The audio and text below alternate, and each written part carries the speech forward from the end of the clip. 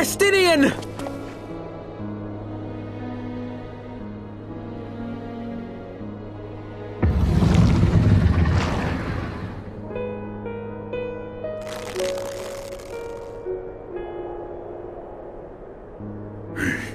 Is this to be mine end? Nay, I will not allow it. I am of the first brood. I am vengeance incarnate. I am Nidhogg! Thou shalt die by my hand!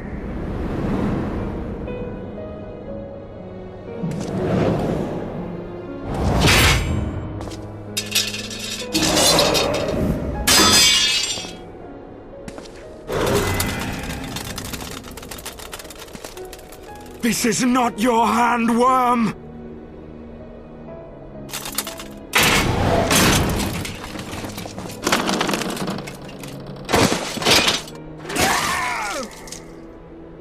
Thou wilt obey!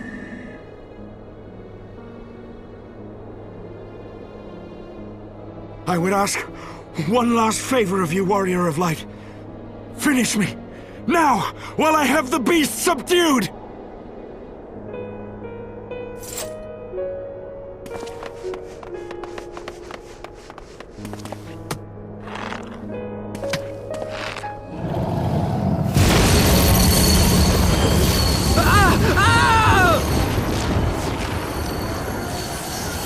You waste your time!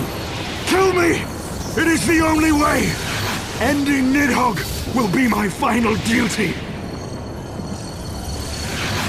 No! You can't die like this! I won't let you!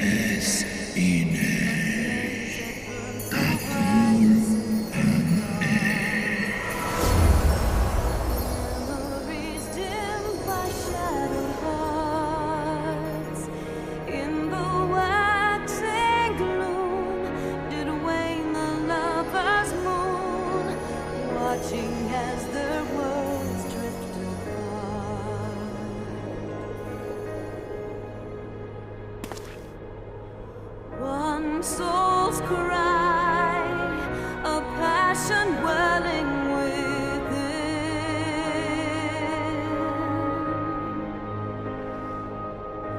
Sacrifice,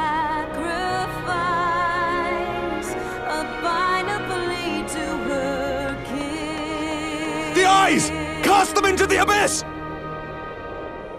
Yet this bond of hope by treachery was broke, scattering her words to the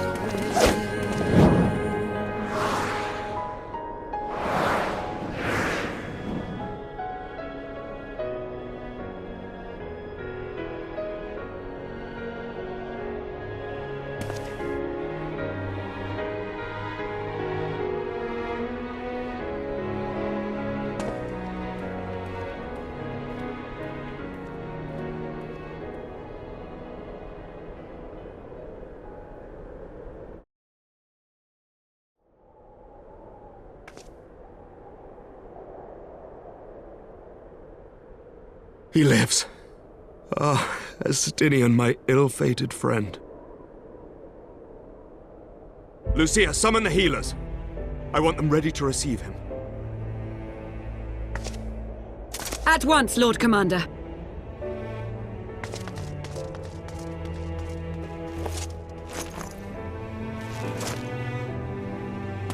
Allow me to do this much, at least.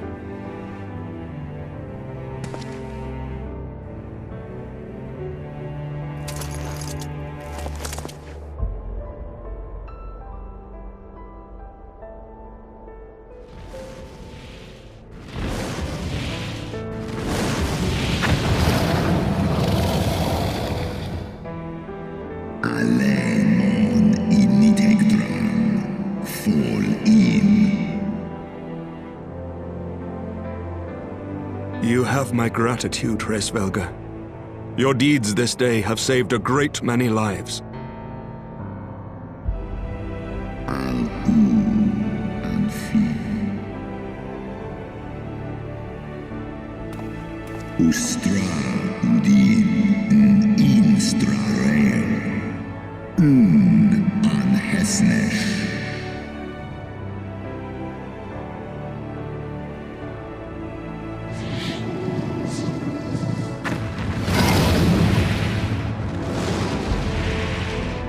One in nesk ikan. Keifta.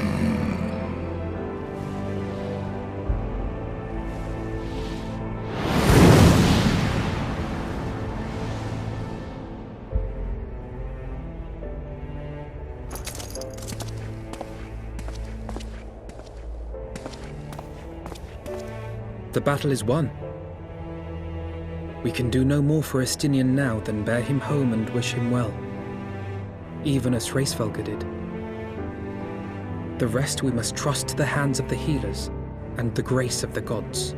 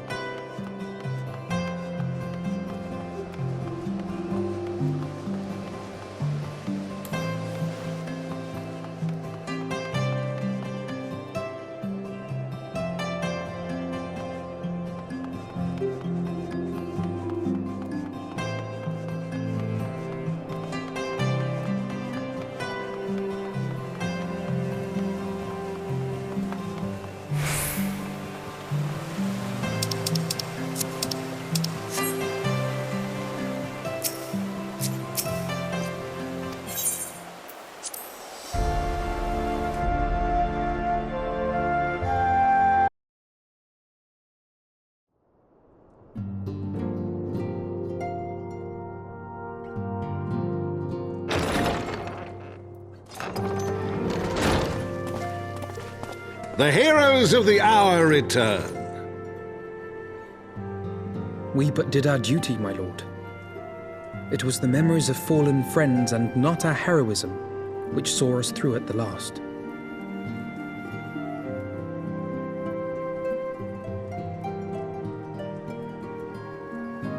I gave every ounce of my strength, but mine efforts would have counted for naught had the Warrior of Light not arrived to challenge the Great Worm. As a sworn knight of Ishgard, I had hoped to do more for my city. Well, we cannot all be heroes, dear brother. Let us put away our pride for a moment and revel in the valiant deeds of our comrade. For your sterling service to Ishgard, we salute you.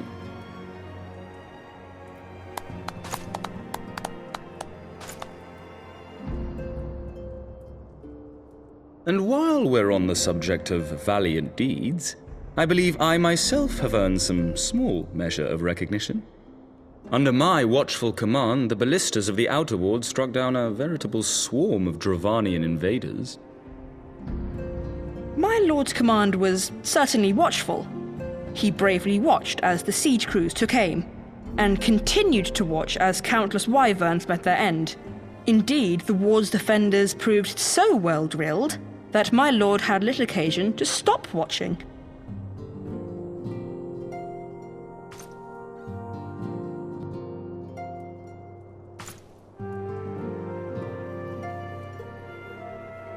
There will be time enough to determine who is most deserving of recognition later. Our friends are doubtless weary from their exertions. I had chambers prepared in expectation of your return. You are welcome to retire at your leisure.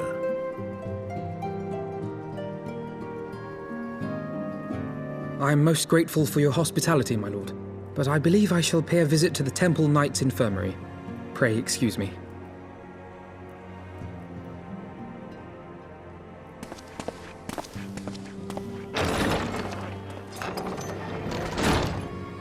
Our master Alphino has grown. The plight of his stricken brother-in-arms pains him more than his own hurts. In which respect he has come to resemble you, Warrior of Light. Go then, visit the Azure Dragoon, and grant him what comfort you may.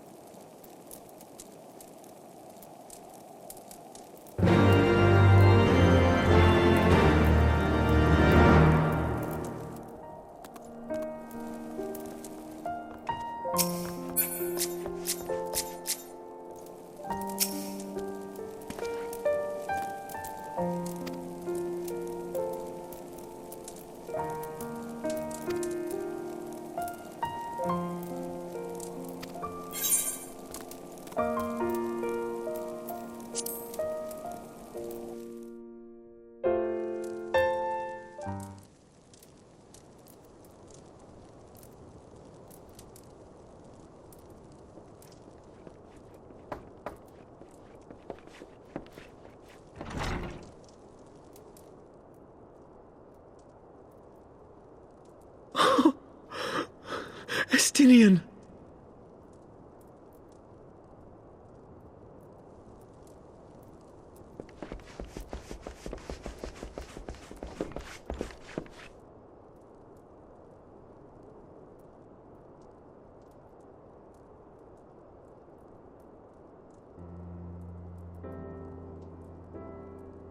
Cease your mewling, boy. It grates my ears.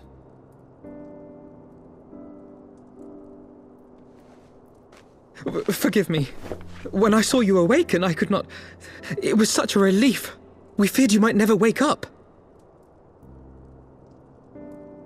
Now, Estinian. If Master Alphino thought any less of you, you would still be Nidhogg's plaything. Or dead.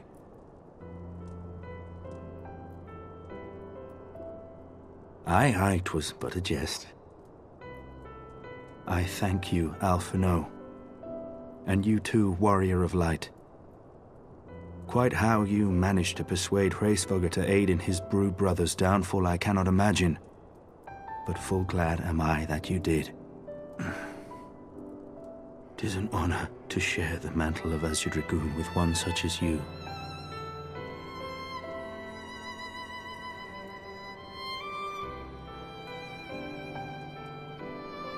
I, for my part, owe you an apology. When last we met, I did willingly loose an arrow at your heart. Can you forgive me? There is naught to forgive, Hameric. You but acted in defense of Ishgard, as is your duty. Were you any less single-minded about it, I would not follow you into battle, nor trust you at my back. Besides, I had come to the selfsame conclusion, that I would have to perish for Nidhogg to be stopped. So let us dispense with the hand-wringing. I have heard enough mewling for one day. Oh!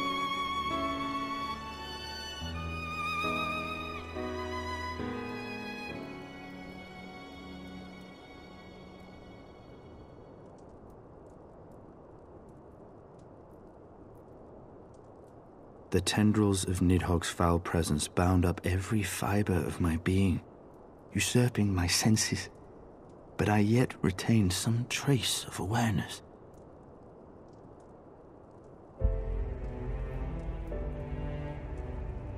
The worm's mind was as a vast and tumultuous sea. Endlessly its black waters churned, his grief and despair at Ratatoska's murder never calming, never receding. Driven by this surging current came wave upon wave of unrelenting rancor.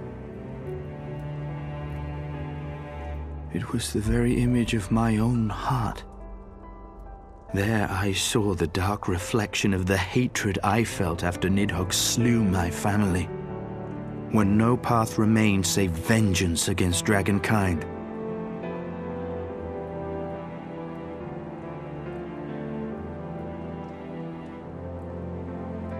Neither one of us had a choice.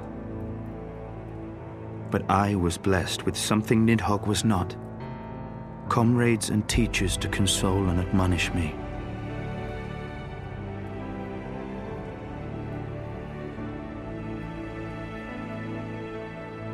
Had I not had them to gainsay my obsession, it would surely have consumed me as Nidhogg's did him, and we would have been in all respects alike.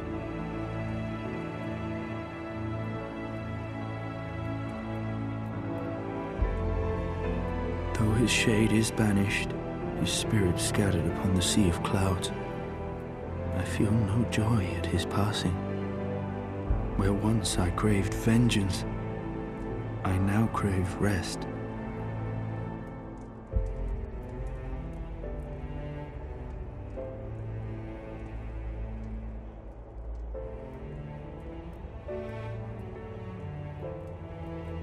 Lord Commander, my hunt is at an end. I would lay down the mantle of Azure Dragoon. My friend.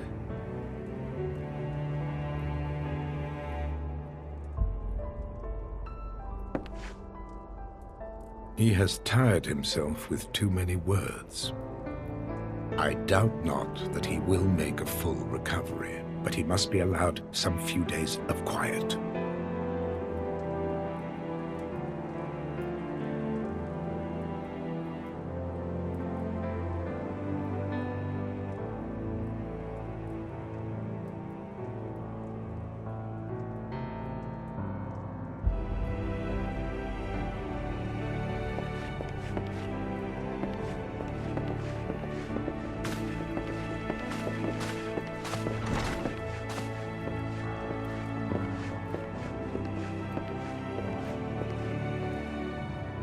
I too must see my path to its end.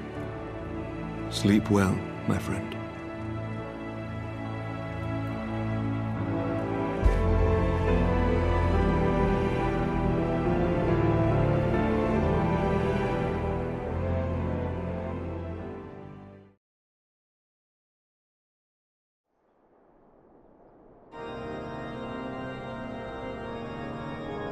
Following the battle with Nidhogg on the steps of Faith, Sir Emeric called an assembly that he might make his final proclamation as acting head of state.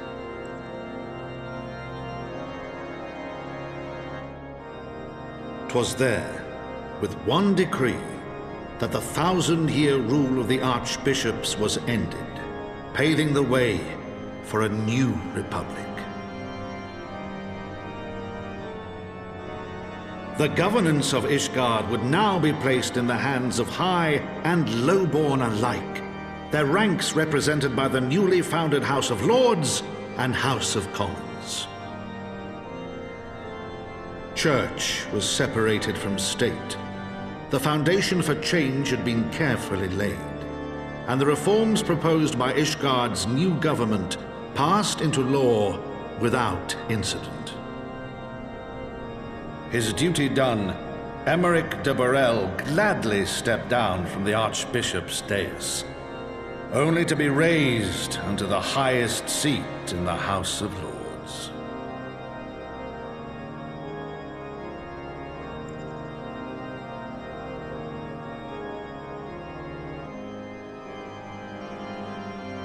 Though he strove at first to refuse this honor, the unexpectedly strident voice of the Count de Durandare left him little choice but to accept.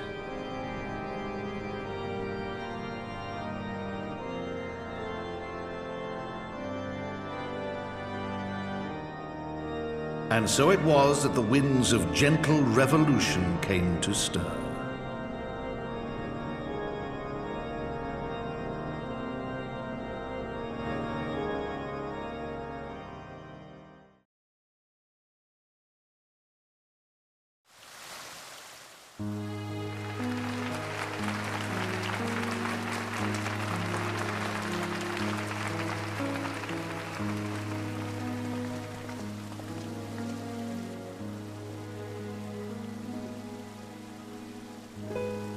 Prominent among the many honoured guests at Sir Emeric's investiture were the ambassadors of Dragonkind, a fitting symbol of Ishgard's newfound peace.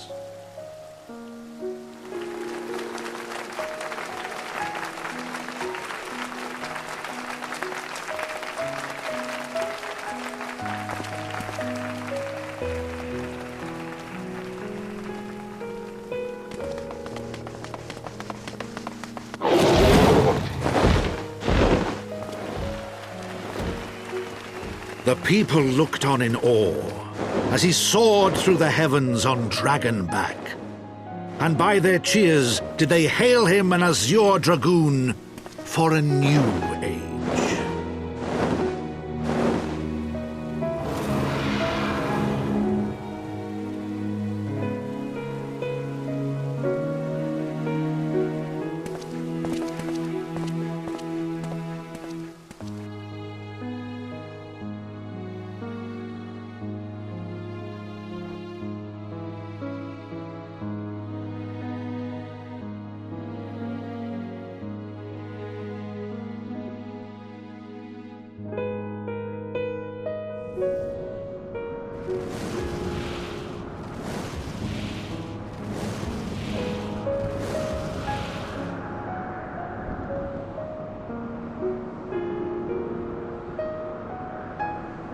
Thus were the notes of the dragon song rewritten, the din of war giving way to a rising litany of peace and hope.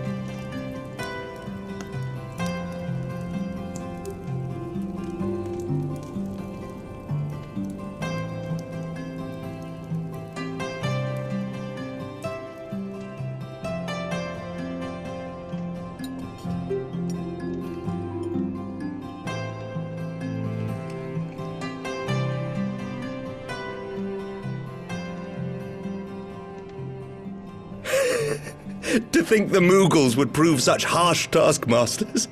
Forgive me. I did not know you had suffered so in your quest for the Horn.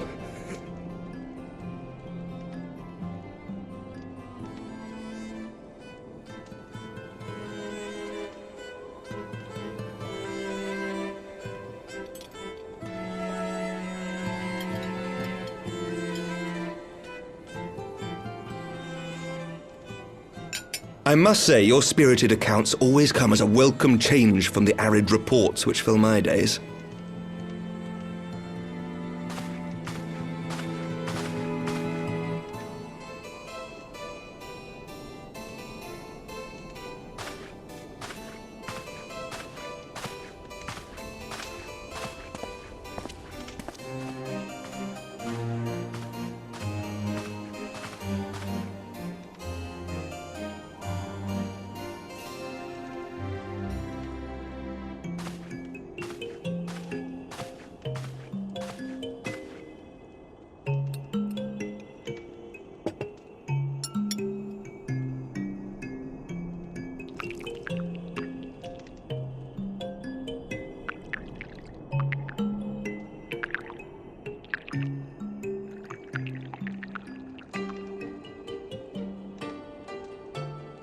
Though I have lived in these lands my entire life, to hear you speak of them, there is much and more I have yet to see.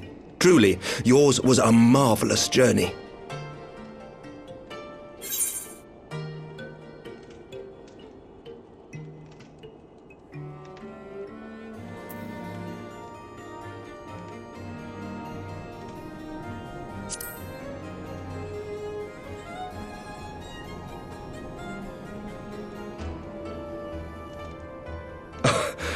Well, truth be told, when I think back on the sweeping vistas of the churning mists, I do feel some slight pangs of wanderlust. Alas, much as I would like to accept your invitation, I fear my present duties with the House of Lords demand my undivided attention. Someday, perhaps.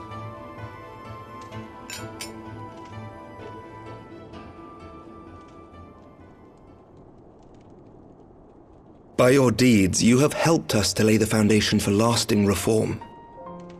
The formation of the Republic is but the beginning, for it is not only our system of governance which must needs change.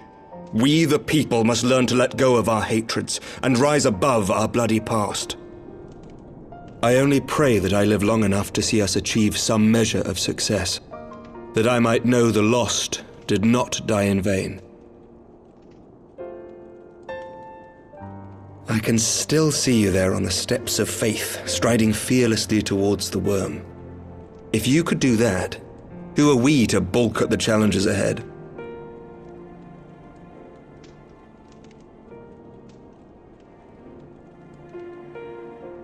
The question of how best to strengthen ties with the other great nations of Eorzea has been debated at length in the Lords and Commons of late.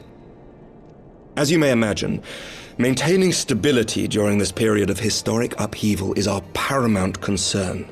Nevertheless, we are greatly indebted to the Alliance for their support during the Grand Melee, and it would be remiss of us not to repay their faith in kind. Of course, we owe you the greatest debt of all, and it is my hope that in extending our support to you and the Scions, we might also express our gratitude to our neighbors, nay, our fellow Eorzeans, whom we pray you will continue to protect. The Lords and Commons agree on very little, but not a soul in either house begrudges your order this offer of patronage. For all you have done and will do, we thank you.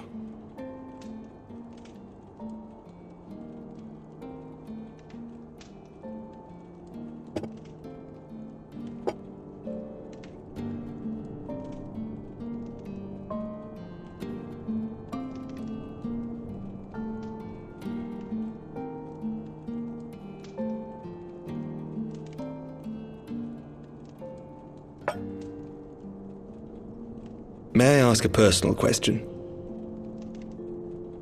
Now that the dust has settled, what will you do? Not as a scion, I mean, but what do you want for yourself?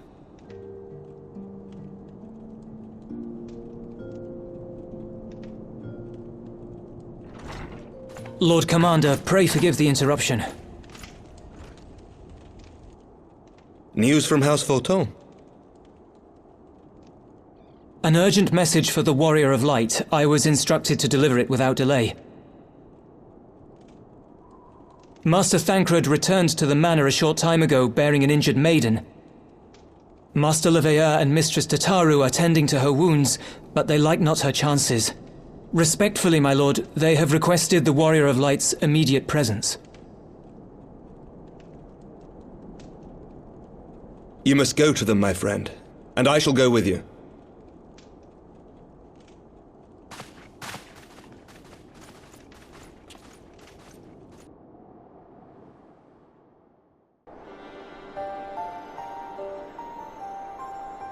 For every ending marks a new beginning.